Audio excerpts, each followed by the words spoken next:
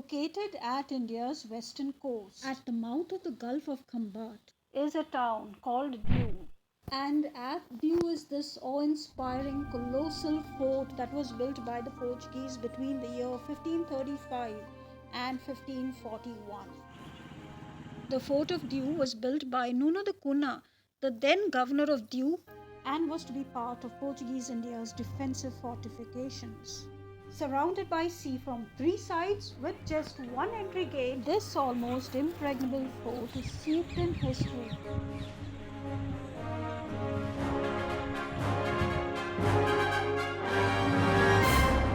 So this main front wall with windows and stone galleries to the right of the entrance is what used to be a prison. Surrounding the fort is a moat which was filled with water and crocodiles, making an escape almost impossible.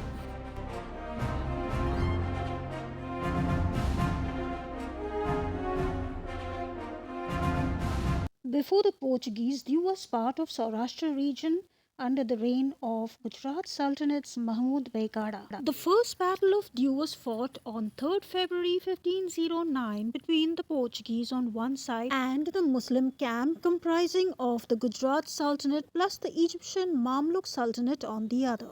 The Portuguese won the battle but declined from occupying Diu or building a fort just then, as they felt that it would be too costly to maintain.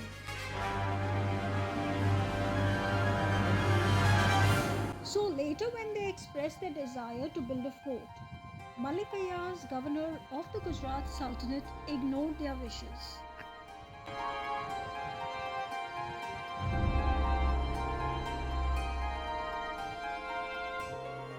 The frustrated Portuguese later plotted and tricked Bahadur Shah Zafar into signing the Treaty of Bassein that granted them complete control of Diu on 23rd December 1534 and then built the fort of Diu a year later in 1535. Bahadur Shah Zafar, later realizing his blunder, attempted at persuading the Portuguese in leaving Diu, but instead he was murdered and his body dumped into the sea.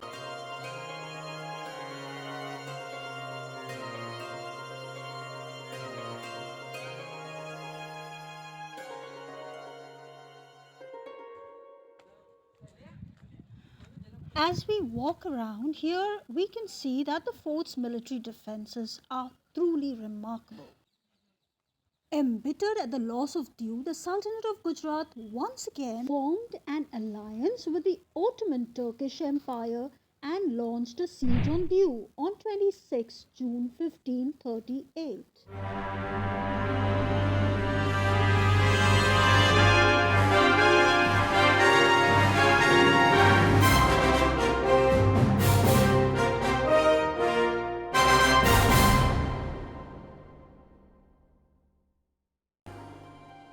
In a remarkable last-stand battle, 600 Portuguese soldiers stood their ground and fought a 40,000-strong Muslim force throughout the 4.5-month siege. But despite losing over 500 valuable and resourceful soldiers, the Portuguese came out victorious from the siege, speaking volumes about the fort's prowess and the indomitable spirit of the men and women who fought the battle.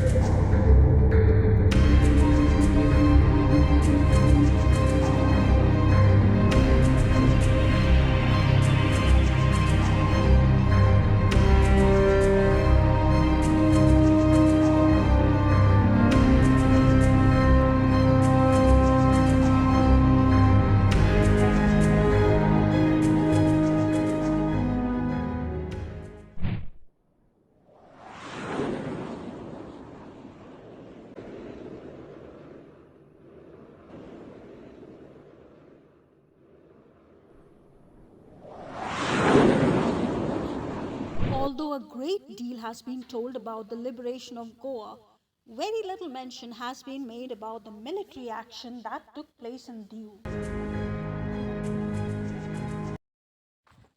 Major Fernando de Almeida e Vasconcelos was commanding the Portuguese military garrison with 500 soldiers at Diu that day, and they had well laid out the artillery, the mortars and the machine guns at strategic positions. Whereas on the Indian side, Indian Army's 20th Rajput Battalion and 4th Madras Regiment were assigned the task on Diu.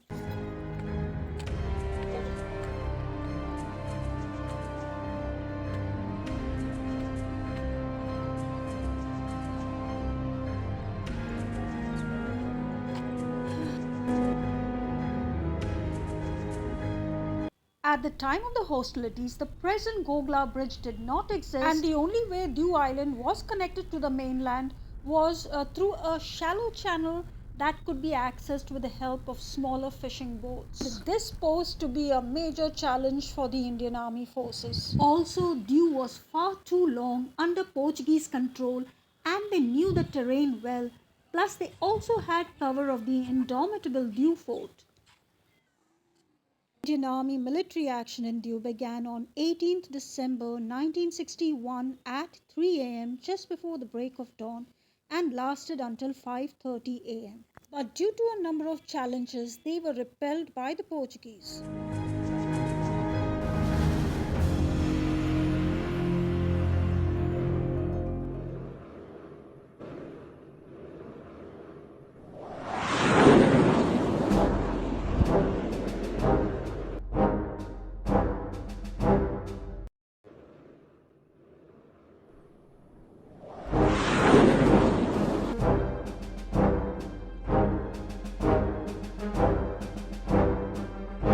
By 9 a.m., Indian Air Force airstrikes had succeeded in vacating all positions in Diu and compelling the Portuguese troops to retreat into the fort.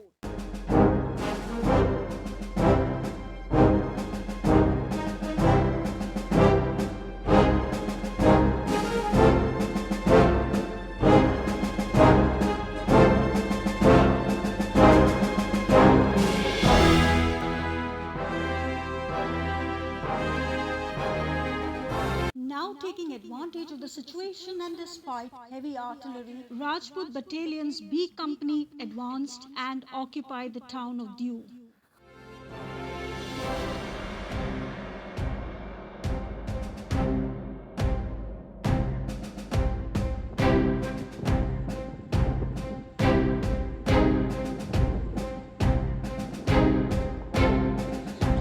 It was now about time that the Indian forces would only have to evacuate and capture the fort.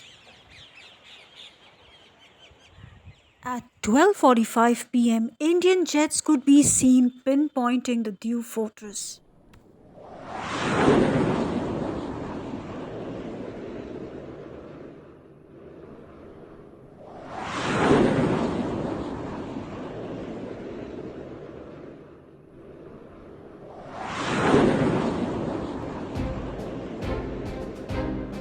And as heavy bombing continues by the Indians, the Portuguese are forced to evacuate and flee the fort.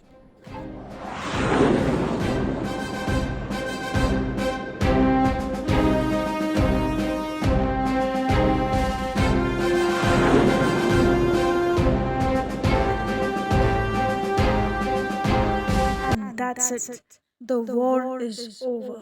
It was now 6 p.m. and the Portuguese, unable to establish any contact with Goa or Lisbon, are now completely helpless, and their commanders request for a meeting with the Indian side.